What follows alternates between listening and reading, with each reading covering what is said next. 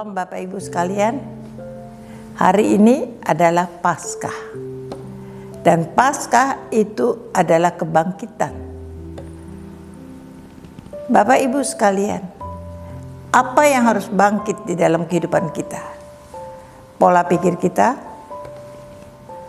hati kita, perasaan kita, karakter kita, segala sesuatu di dalam kehidupan kita yang tadinya tidak baik, semuanya harus dibangkitkan. Yang namanya dibangkitkan, kalau tadinya berpikir negatif, belajarlah berpikir untuk positif. Ada perubahan. Perubahan menuju yang baik, bukan perubahan menuju yang buruk. Itu sebabnya alami kebangkitan di dalam hidup kita. Pertama-tama kebangkitan di dalam kehidupan kita. Pola pikir kita yang bangkit. Tidak lagi berpikir negatif-negatif, tetapi berpikir positif. Banyak hal yang pasti terjadi yang tidak nyaman di dalam hidup kita. Tetapi mulailah berpikir. Kalau ada yang tidak baik terjadi di dalam hidup kita, kita koreksi di mana salah kita, apa salah kita. Lalu bangkit dan mulailah memperbaiki kesalahan kita. Tidak mengulangi lagi. Datang pada Tuhan, Tuhan aku salah. Ampuni aku, tolong aku, mampukan aku berbalik dari jalan yang salah. Apalagi yang bangkit? Kalau karakter kita yang gak baik, karakter kita yang suka menyalahkan orang lain, karakter kita yang semena-mena, karakter kita yang tidak punya penguasaan diri, karakter kita yang suka memaki-maki orang. Bangkit. Ada perubahan. Belajar punya karakter yang baik. Belajar senantiasa mengucap syukur ketika sesuatu yang tidak baik terjadi. Belajar untuk berbalik dari jalan yang salah. Punya penguasaan diri. Belajar untuk selalu melakukan apapun yang kau lakukan di dalam hidupmu, kau lakukan untuk Tuhan. Sebab perlu diketahui, dari Tuhanlah kita akan menerimakan upahnya. Kalau karakter kita pun bangkit, pola pikir kita bangkit, maka saya sangat percaya banyak kali yang bangkit di dalam kehidupan kita, terutama di dalam keluarga kita.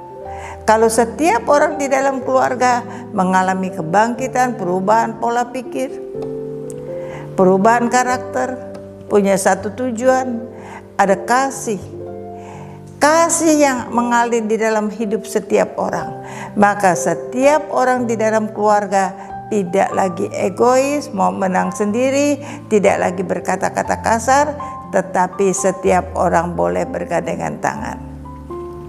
Sehati sepikir di dalam Tuhan.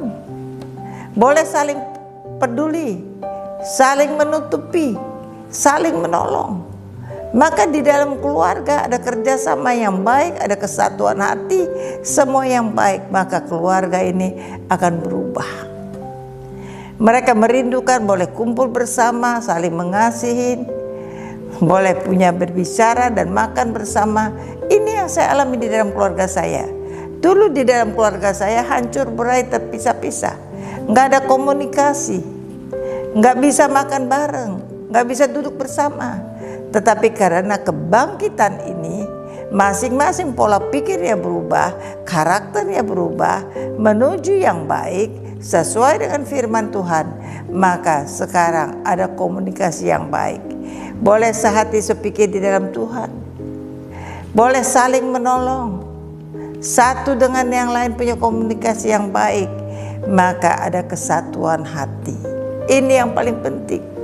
Kalau di dalam satu keluarga ada kesatuan hati, ada kebangkitan, bagaimana di luar? Bagaimana tentang pergaulan kita? Bagaimana kita di masyarakat? Bagaimana tentang kehidupan kita?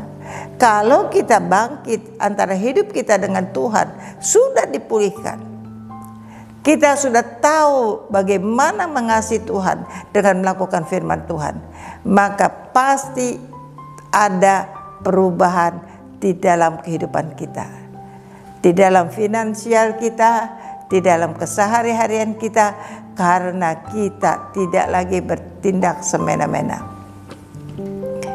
Di dalam segala hal kita izinkan Tuhan campur tangan. Di dalam segala hal Tuhan akan campur tangan dan turut bekerja. Bukan hanya di dalam keuangan, di dalam kesehatan juga. Ketika kita serahkan kesehatan kita dengan Tuhan, dengan tulus dan ucapan syukur, maka hari lepas hari kita melihat Tuhan yang hidup, Tuhan yang ajaib, Tuhan yang dahsyat. Dia campur tangan dan turut bekerja. Maka setiap yang buruk akan berubah menjadi baik. Saya melihat banyak kali Tuhan bekerja, memulihkan kesehatan, bukan hanya kesehatan saya, kesehatan suami saya, terlebih lagi suami saya. Karena suami saya, apapun yang Tuhan izinkan di dalam hidupnya, dia cuma bisa mengucap syukur. Dan dia lalu yakin dan percaya. Apabila Tuhan izinkan, satu kali Tuhan izinkan dia buta total. Kita ada di depannya, dia nggak bisa lihat. Dan dokter di Jakarta bilang, tidak, Bapak tidak akan bisa melihat lagi. Tetapi dia tidak putus asa. Dia tiap hari mengucap syukur. Tuhan, aku bersyukur, aku pasti bisa melihat. Walaupun hanya 1 meter. Karena aku pengen lihat istriku, pengen lihat anakku, cucuku, buyutku. Walau 1 meter, enggak apa-apa Tuhan. Tapi aku percaya, selama aku berkenan di hadapan Tuhan, setiap hari 1.000, 2.000, 3.000 kali mengucap syukur. Maka singkat cerita, dalam 6-7 bulan kemudian, suami saya bisa melihat karena anugerah Tuhan. Bukan karena hebatnya dokter. Waktu itu kami pergi 15 orang ke Malaysia. Ada dokter yang bisa bersihkan retina mata. Kami pergi. Dan dokter itu katakan, saya bisa membersihkan retina mata Pak Witono. Tetapi kalau dibersihkan, saya katakan dengan tegas, Pak Witono tetap tidak bisa melihat. Karena apa? Syaraf-syarafnya sudah rusak. Suami saya katakan, tugas dokter cuma bersihkan retina mata saya. Kalau dokter bersihkan, mengenai saya bisa melihat atau tidak, itu bukan tugas dokter, itu adalah bagian Tuhan. Apabila kehidupan saya, apa yang saya alami dan bagaimana respon saya, itu ada perkenanan Tuhan. Sehingga apabila Tuhan berkenan untuk membuat saya melihat, itu bagian Tuhan. Jadi Pak Dokter, walaupun setelah retina saya dibersihkan, saya tidak bisa melihat, dokter tidak apa-apa. Dokter sudah lakukan bagian dokter. Dan saya percaya, asalkan hidup saya berkenan di hadapan Tuhan, Tuhan akan lakukan bagian yang dokter tidak bisa lakukan. Tuhan akan lakukan dan Tuhan buat saya bisa melihat. Saya cuma rindu melihat untuk 1 meter. Singkat cerita, suami saya dioperasi, retina matanya udah bersih, dan dokter kembali bilang sama saya, Ibu, saya sudah lakukan bagian saya. Untuk suami ibu bisa melihat atau tidak, itu bukan bagian saya. Iya Pak, itu bagian Tuhan. Kami mengucap syukur. Setelah itu, kami waktu makan sore, makan jam 6 sore, mau makan malam itu, suami saya berdoa. Suami saya ada suster yang siapkan makan, dia selalu diambilkan dan dia duduk di meja makan. Sebelum dia makan, dia katakan, Tuhan, aku mengangkat tangan di hadapan-Mu. Retina mataku sudah dibersihkan. Hari ini aku boleh melihat atau tidak, itu bagian Tuhan. Tuhan yang memutuskan. Aku mengucap syukur seandainya boleh melihat. Tidak boleh melihat pun aku mengucap syukur. Singkat cerita, selesai dia berdoa, maka dia boleh melihat makanan di piringnya. Dia bisa katakan ada kue tiaw, ada ayam, ada nasi, dan dia mengucap syukur.